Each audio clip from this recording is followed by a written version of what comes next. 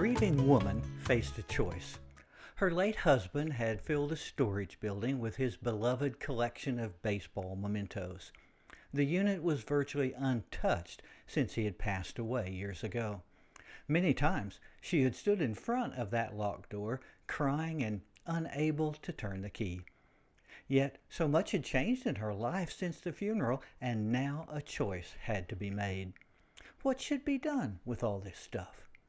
He had worked so hard to collect and enjoy it.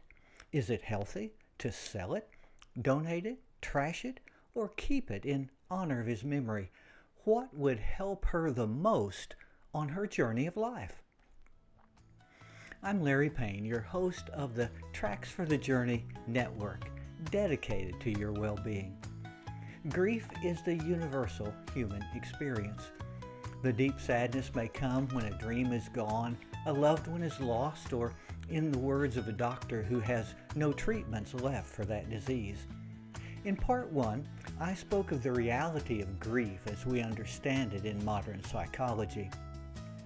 In part two, today, let's now explore ways that we can move forward in the work of living. The process of moving forward in our grief can be called mourning. Mourning describes the emotional work of adapting to the loss that we suffer. Rather than merely waiting for time to, quote, heal all wounds, the mourner has the power to act, to reframe, to adapt, and to learn. Time is no guarantee of healing, but the work of mourning carries us towards fresh chapters of life. Psychologist William Worden suggests mourning involves the task of emotional acceptance and adjusting to the new state of life. Let's talk about accepting the reality of loss first. Accepting that is a profound and lengthy work. The loved one, the great hope, or the treasured connection is gone. And this reality comes in waves that must be allowed to enter our life, even if it means washing over us again and again. We're grappling with the loss of life we were supposed to have, and our life story has taken a dramatic turn. That's the work of accepting the reality of loss. What can we do to propel forward this work of accepting our loss? Well, in part one, I discussed the helpful tool of journaling. Taking time to put even simple words down on paper unlocks thoughts and feelings.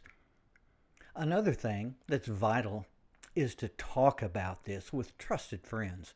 Silence suppresses the work we need to do physically and mentally. Turning inward also robs us of social support. We should open up about our sorrow, tell stories about the loved ones, and connect with others who are in a similar situation. Tears may come, and that's okay.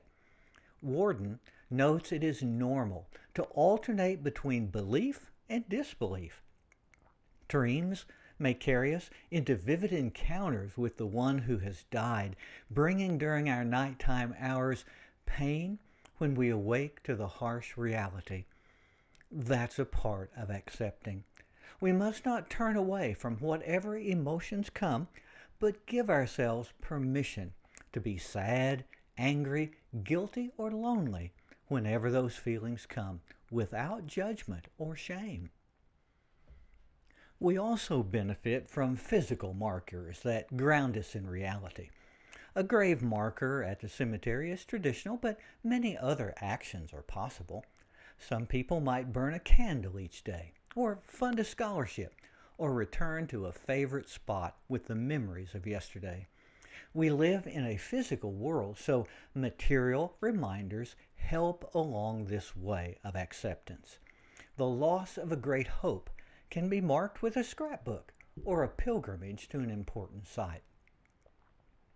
Now, does what we believe about the afterlife affect how we mourn? Well, of course it does. Psychology is unanimous in teaching that our thought patterns about any issue shape the way we feel and behave. There are some aspects of Christian theology that bring comfort. Jesus and the rabbis of his day taught the reality of a vital spiritual existence after death, even promising to that thief hanging beside Jesus, "Today you will be with me in paradise." Later in the New Testament, the Apostle Paul preached that a believer who died was present with the Lord.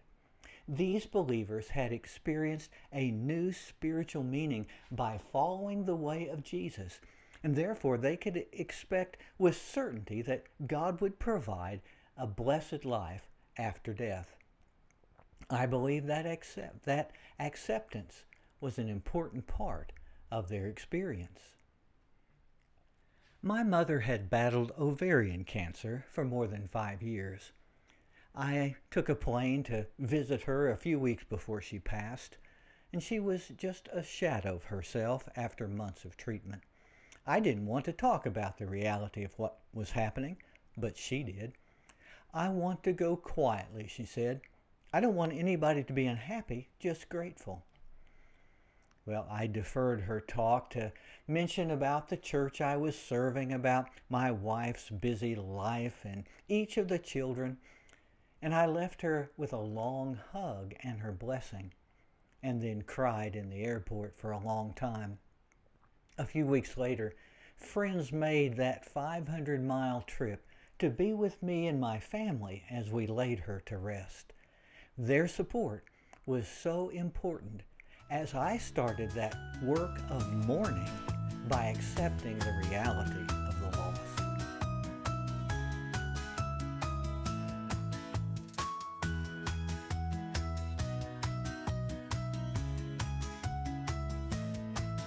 Adjusting to the new state of life is the second task of mourning. According to David Kessler, this work is pervaded by the search for meaning after so much has changed. The mourner must answer, who am I? Financially, socially, sexually, or spiritually? Now that this has happened. Part of one's identity was bound up with the deceased or with that dream that's now lost. And for that, context is gone and the questions are real. I was a husband, but now I'm a widower. Or I had a secure income, but now there's no money coming in.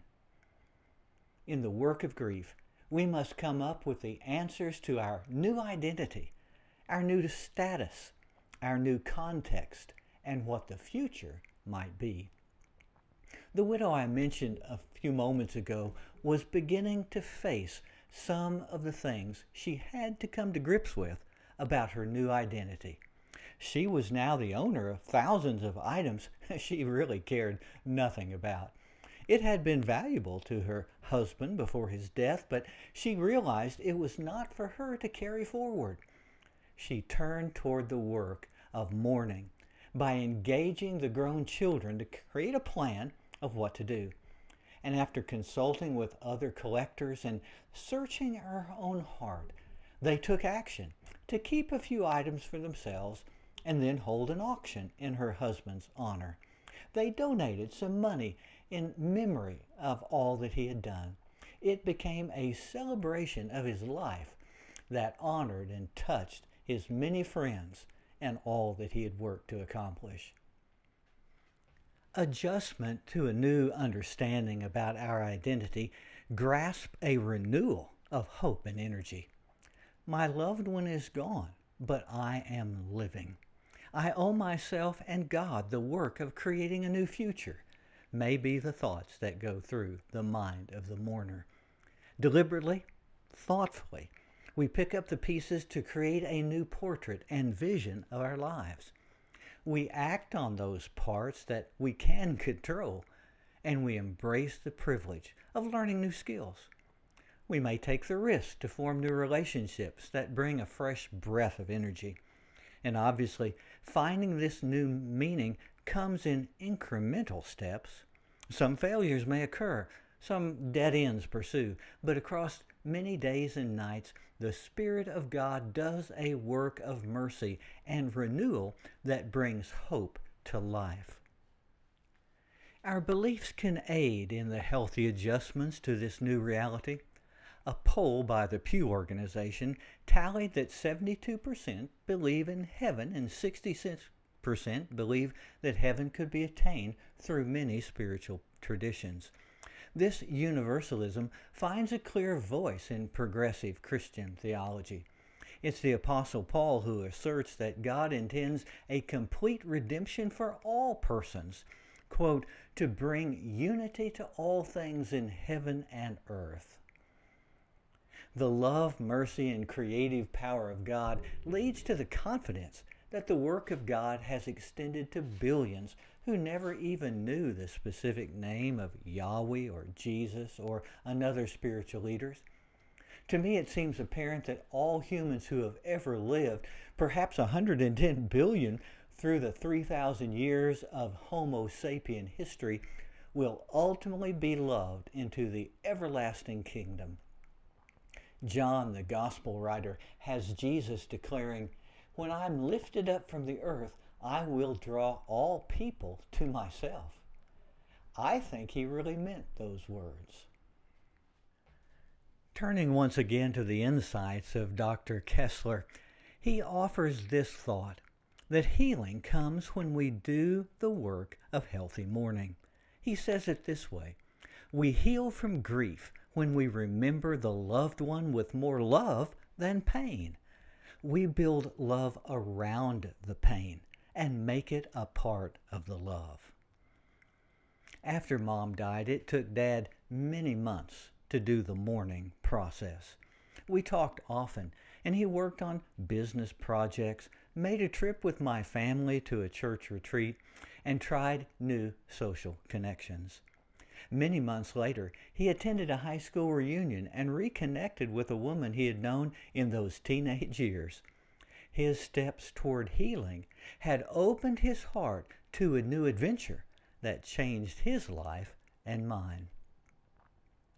Yes, the work of mourning can bring good out of the suffering we experience. Acceptance and adjustment mark the path that leads to new adventures on our sacred journey of life. We will be different than who we were. We will honor God's gift of life and the legacy of who we lost or what we hope to do. And we know that God walks with us in the process, fulfilling the divine proclamation, "I am making all things new." Thank you for joining me on this episode of Tracks for the Journey. I hope you've benefited from it, and I do hope that you'll take a moment to like this episode and to recommend it to someone else. I'm trying to grow the network because I think there's so much that we can learn about our well-being.